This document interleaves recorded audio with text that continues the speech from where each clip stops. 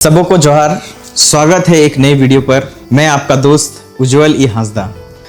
आज एक बहुत ही महत्वपूर्ण कहानी को लेकर के आए हैं।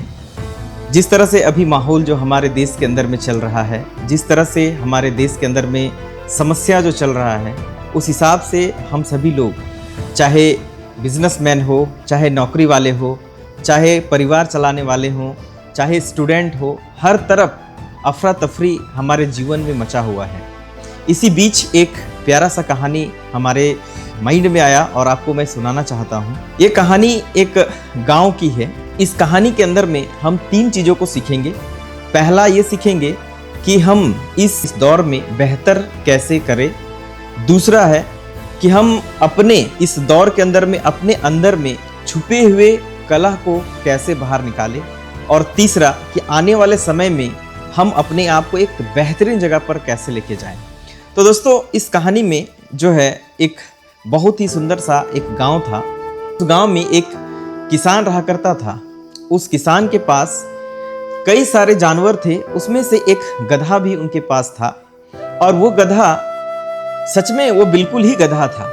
मतलब वो गधा कोई काम नहीं करता था, लेकिन वो किसान और जानवरों के जैसा इस गधे को भी बहुत अच्छे तरीके से पाल पोस करके उन्होंने बड़ा किया। बड़ा होने के बाद उम्र होने के बाद बूढ़ा हो गया।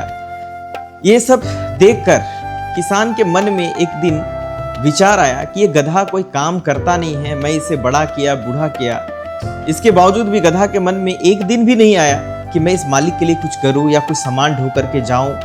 कई बार मालिक ने कोशिश भी किया, लेकिन वो गधा ऑलवेज गधा ही रहा। वो कभी भी मालिक के लिए कुछ किया नहीं। लास्ट में मालिक को एक दिन उस गधे के ऊपर में, जब वो बूढ़ा हो चुका, उस गधे के ऊपर में गुस्सा आया और उन्होंने क्या किया कि घोर अंधेरी रातों में उन्होंने अपने गांव के अंत में, जहां पर मट्टी खोदा जा रहा था और कुआं बनाया जा रहा था, उस कुएं में इन्होंने क्या किया, उस गधे को गिराने का निश्चय किया कि आखिर ये गधा काम के लायक है ही नहीं, एक तो बूढ़ा हो चुका है, चलो इसको मिट्टी पे डाल देते हैं, मिट्टी के अंदर, जमीन के अंदर इसको डाल देते, इस गड्ढे में डाल देते हैं।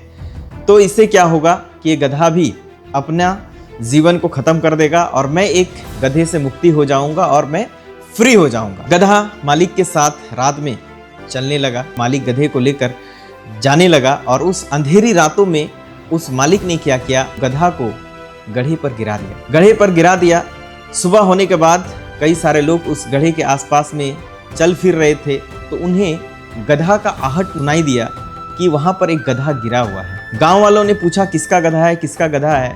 तो मालिक ने बताया मेरा गधा है, ये कोई काम करने के लायक नहीं है, इस गधे को हमने ही घर से बाहर किया है, तो इसको ऐसा करते हैं, इतना दर्दनाक मृत्यु नहीं देंगे, चलो इस गड्ढे के अंदर में इस गधे को हम लोग दफन कर देते हैं। तो दोस्तों, वहाँ के गाँव वालों ने एकजुट होकर के उस गधे को दफन करने का उन लोगों ने निश्चय बनाया और ऊपर से उन सभी लोगों ने मिट्टी डालने के लिए चालू किया, ताकि गधा कष्ट से मरे नहीं, बल्कि दब के मर जाए और अंदर ही उसका कहानी खत्म हो जाए। क्योंकि उस गधे के बारे में गांव वाले को भी पता था, ये गधा बेकार है और कोई काम का नहीं है। जैसे ही गधा को मिट्टी देने के लिए गांव वाले लोगों ने शुरू किया, मिट्टी जैसे ही गांव वाले उनके ऊपर फेंकने लगे, गधा जो है धीरे से अपने शरीर से मिट्टी को झाड़ने लगे और थोड़ा उछलने लगे। इसी तरह से ऊपर से लोग मिट्टी देते गए, गधा शरीर से मिट्टी को झाड़ते गए और उछलने लगे।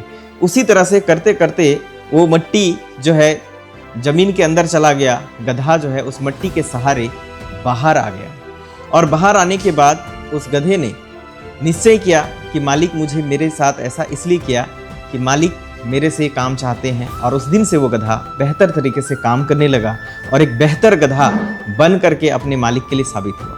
दोस्तों, इस कहानी से हम सभी लोग को ये सीख लेने की ज़रूरत है कि आज जिस तरह का अफरा तफरी का समय है, इस समय में हम हो सकता है कि इससे पहले कुछ ना कर रहे हो सकता है कि इससे पहले हम आराम कर रहे हो सकता है कि इससे पहले हम कुछ सोच ना रहे हो। तो इस अफरा तफरी के समय में सबसे पहले वो जो गधा कुछ नहीं करता था, वो एक्शन लेने के लिए चालू किया। तो उन्होंने अपने जीवन को बचाया, एक्शन लेने के लिए चालू किया। जबकि वो उनके लिए, अगर वो एक्शन नहीं लेता, अगर वो गधा हिलता डोलता नहीं, कूदता नहीं, तो शायद वो मिट्टी के नीचे दबा रह जाता और वो जीवन को प्राप्त नहीं कर पाता। तो जस्ट लाइक इस अफरी तफरी के समय में हम सबों को करने का क्या ज़रूरत है कि हम अपने सफलता के लिए, अपने आप को जिंदा रखने के लिए हमें कुछ ना कुछ थोड़ा बहुत करने की ज़रूरत है।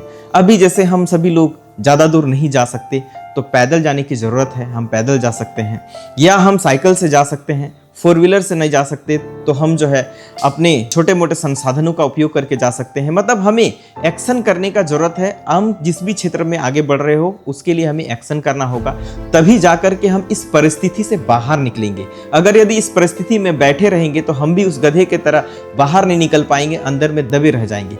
दूसरी सीखने वाली बात हमें ये है कि हम बेहतर कैसे करें।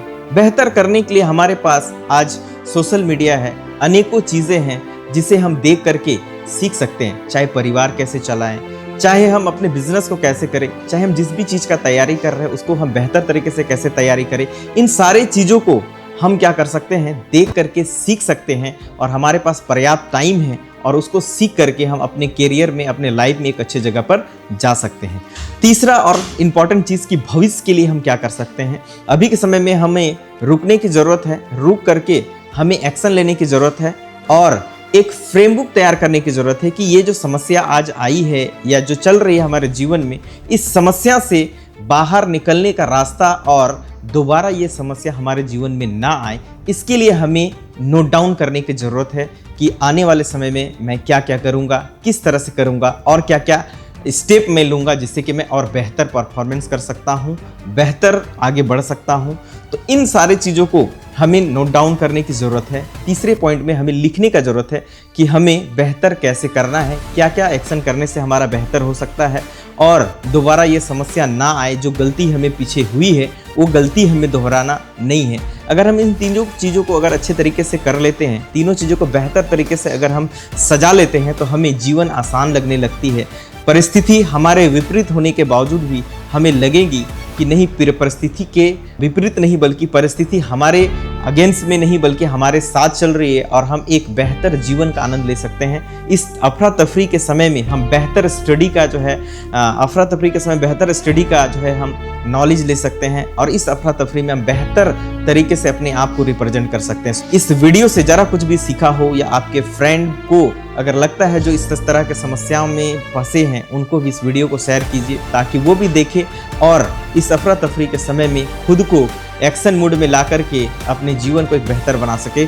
So thank you, all the best. स्वस्थ रहे, मस्त रहे, खूब पैसा कमाते रहे और आगे बढ़ते रहे। Thank you, all the best, सबको जोहार।